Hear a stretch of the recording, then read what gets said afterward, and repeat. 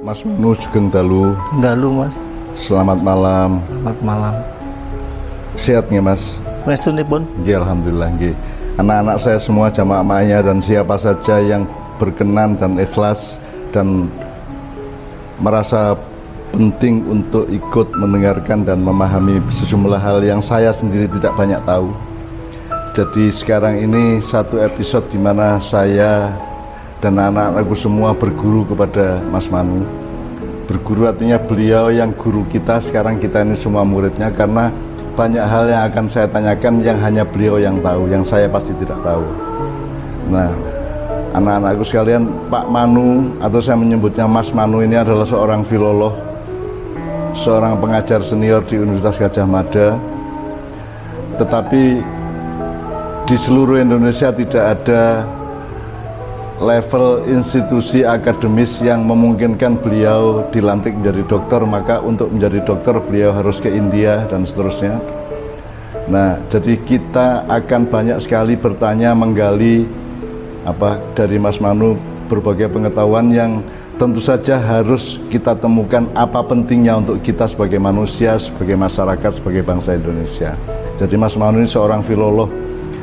Filologi itu satu ilmu yang saya kira kebanyakan orang jangankan merasa asing, mendengar aja mungkin sangat jarang filologi itu ya. Jadi mungkin pertama yang ingin saya mohon kepada Pak Manu adalah menjelaskan inti masalah, inti keilmuan dari filologi secara keseluruhan. Nanti kan pasti ada hubungannya sama antropologi, sama sosiolinguistik, sama stilistika dan lain sebagainya. Jadi saya tadi sudah konfirmasi kepada beliau. Sebenarnya kan setiap orang itu mau ngomong, mau berbuat, mau bertindak, mau ngambil keputusan, apakah keluarga apa pemerintah, itu kan harus punya asal usul atau landasan pengetahuan dan ilmu dari dasarnya. Nah, kita ini kan hidup tidak tiba-tiba, tapi kita punya nenek moyang, kita punya masa silam, sehingga banyak sekali alur-alur pemahaman dan ilmu itu yang berasal dari generasi-generasi yang terdahulu, dan saya kira itu rangkuman filologi namanya. Nah, untuk itu Mas Manu saya mohon dengan sangat supaya anak-anak saya ini paham tentang filologi. Sebenarnya filologi itu satu disiplin keilmuan yang mengurusi apa dan menyangkut atau merangkum apa saja, Mas? Ya, istilah ini dulu kita tuh menerimanya tuh dari Belanda memang. Yeah. Nah, jadi semua dosen yang ada di Indonesia dulu menerima definisi itu mesti dari Belanda. Itu selalu mereka mengatakan yang namanya filologi itu dari kata philos dan logos. Harafiah artinya cinta kata. Cinta kata. Cinta kata, ya. Philos ya. Ya, philos itu cinta, logos itu kata itu. Nah, oleh karena itu kemudian sebetulnya kan ini cakupannya ini kan luas sekali. Nah, tetapi kemudian itu akan menyempit gitu ya, akan mengkhusus itu pada logos atau bahasa yang ada di dalam naskah-naskah kuno. Ya. Naskah-naskah memfokus ke situ ya. Ya.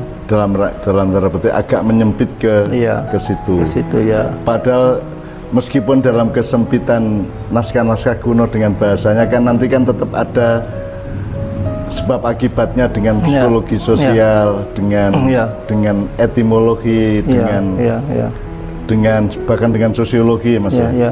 Gitu. Nah, memang kita ini kemudian sudah dipenjara oleh sistem pendidikan dulu Eropa. Lalu pengajaran filologi juga lalu seperti menjadi penjara itu loh. Ini akibatnya apa? Iya, akibatnya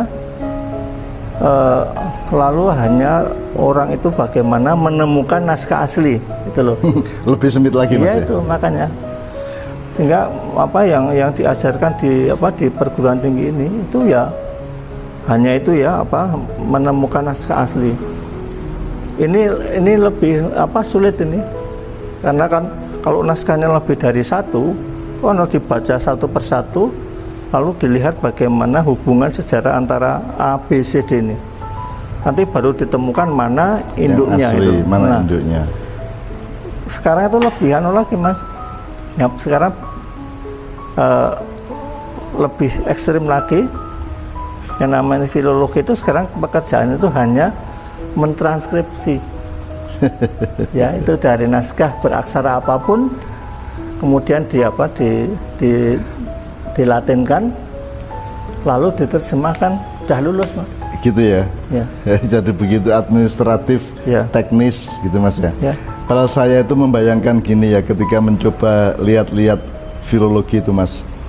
Wah, kalau rangkuman filologi itu begitu luasnya sampai ke antropologi, sampai ke sosiologi, sampai ke psikososial, sampai ke stilistika ya, jadi gaya bahasa, retorika. Kalau dalam bahasa itu ada balaghah, ada uslub segala macam. Jadi kalau dalam bahasa Jawa kan ada pasemon, ada perumpamaan dan seterusnya ya. Dan sebenarnya kan semua sejarah manusia kan dibangun melalui pergaulan atau dialektika antara seluruh kosmos pemahaman yang bermacam-macam tadi itu, sehingga berdirinya sebuah negara, berlangsungnya sebuah pembangunan, ditentukannya policy pembangunan oleh presiden dan kabinetnya, itu kan semuanya kan sangat tergantung kepada disiplin filologis mereka, sangat bergantung kepada dinamika pemahaman mereka terhadap lalu lintas antara filologi dengan rangkuman-rangkuman yang bermacam-macam. Jadi saya mungkin agak romantis mengatakan semuanya wajah filologi itu, kesadaran filologi adalah wajah sebuah bangsa. Ya. Mas. Kira-kira piye Mas? Ya.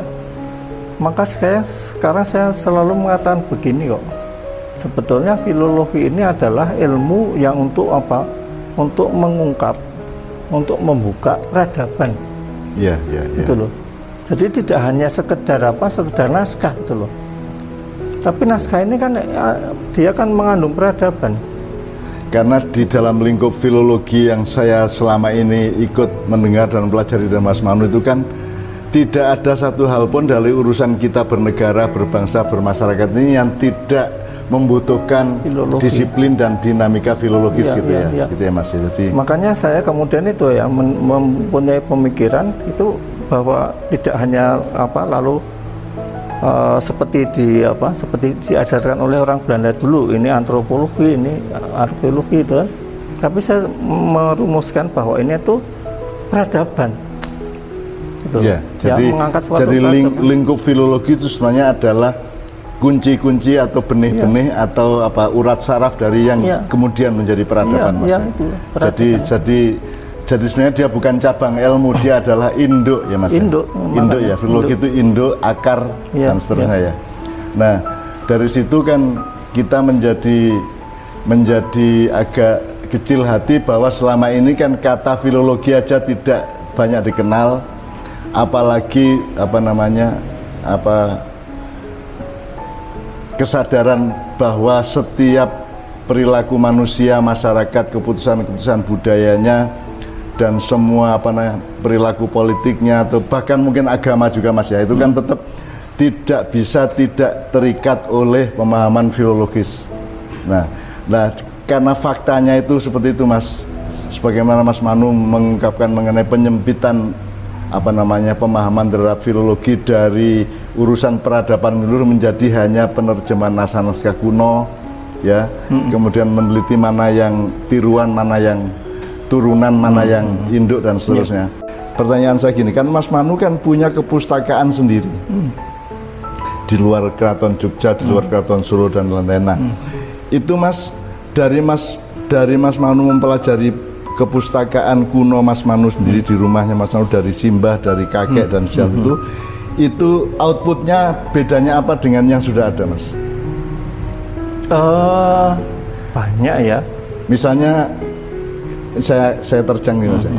Misalnya kan kita taunya di Ponorogo itu kan pakai gamis putih-putih, terus pakai serban, pakai pedang segala macam. Padahal saya pernah mendengar dari Mas Manu bahwa sehari-harinya Pangeran Diponegoro itu adalah petani, terus dia menghayati alam, menghayati bintang, menghayati kehidupan sedemikian rupa. Jadi wacana atau pengetahuan bangsa kita mengenai Pangeran Diponegoro itu sangat berbeda dari sejarah yang kita dapatkan dari sekolahan dan universitas dibanding dengan yang Mas Manu pernah kemukakan kepada saya.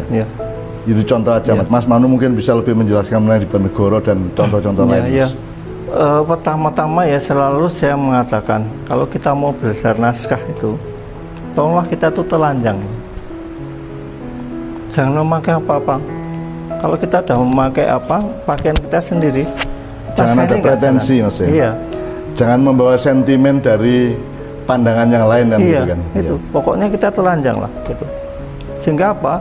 Sehingga naskah itu mau memberitahu pada kita banyak sekali. Tetapi ketika kita sudah mau pakai baju begini, dia nggak mau ngomong. Itu nanti, sebenarnya kalau saya membayangkan, Mas, kayak gelas loh, Mas. Gelas itu baru kita isi dengan minuman kalau tidak ada isinya. Kalau sudah ada wedang sekoteng seperempat, ya kita nggak akan mengisinya dengan kopi kan, begitu. Harus kosong kan, Mas. Jadi pembelajaran dan ilmu itu harus ada ketelanjangan, penerimaan yang total terhadap apa ya. Meskipun tetap kita punya filter ini manis apa asin apa pahit segala macam tetap punya ya. Makanya itu filter itu kan nanti yang disebut metodologi kan di sana itu loh. Agar kita tidak ngomongnya ngobrol itu loh. Jadi kita ngomongnya itu terarah. Pada saat tertentu yang kita bicarakan ini, yang lainnya nanti lain kali itu. Jadi agar kita itu satu-satu tema itu terarah betul tuh.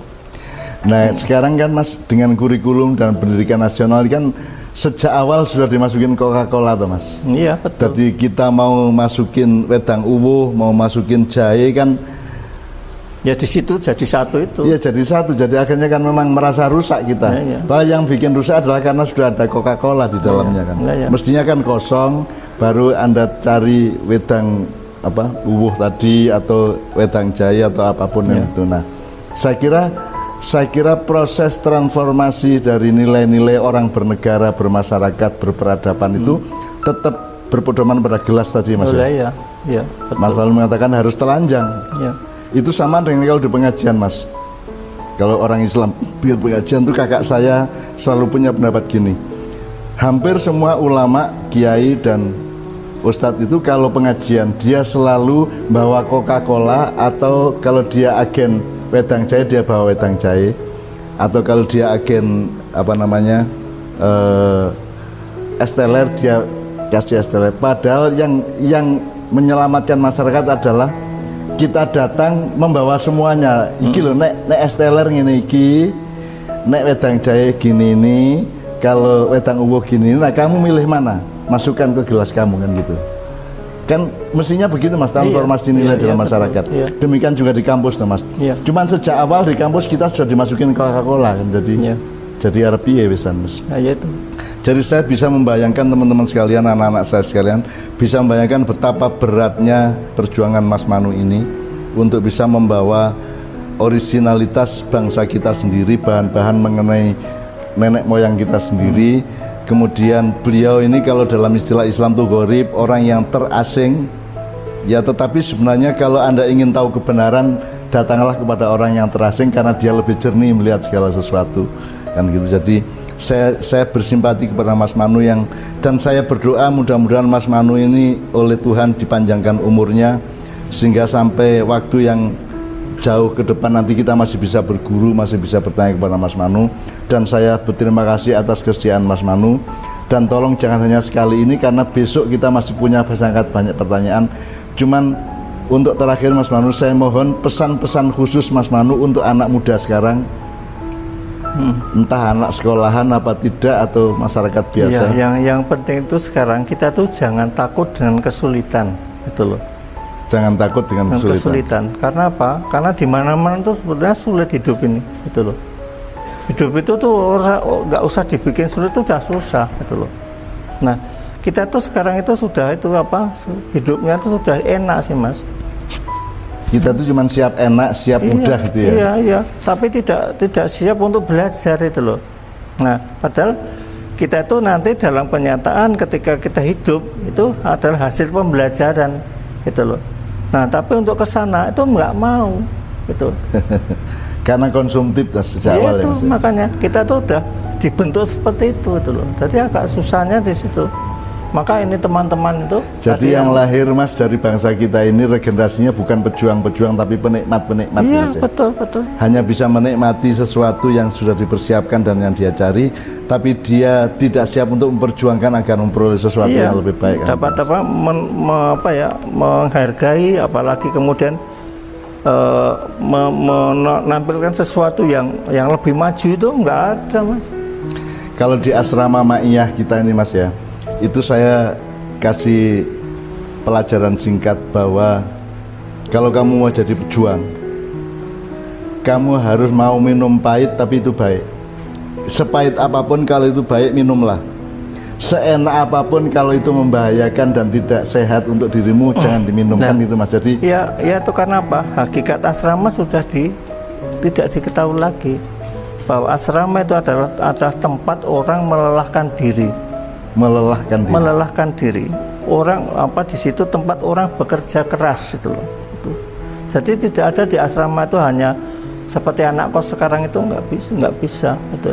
Jadi kata asrama juga sudah dicebongkan, ya, Mas? Iya, sudah dipersempit, diperkecil, dikerdilkan gitu ya. Iya itu. Jadi yang artinya tadinya itu demikian agung seperti itu, udah sekarang itu asrama itu ya koyo-koyo menggon wong do kumpul gitu saja.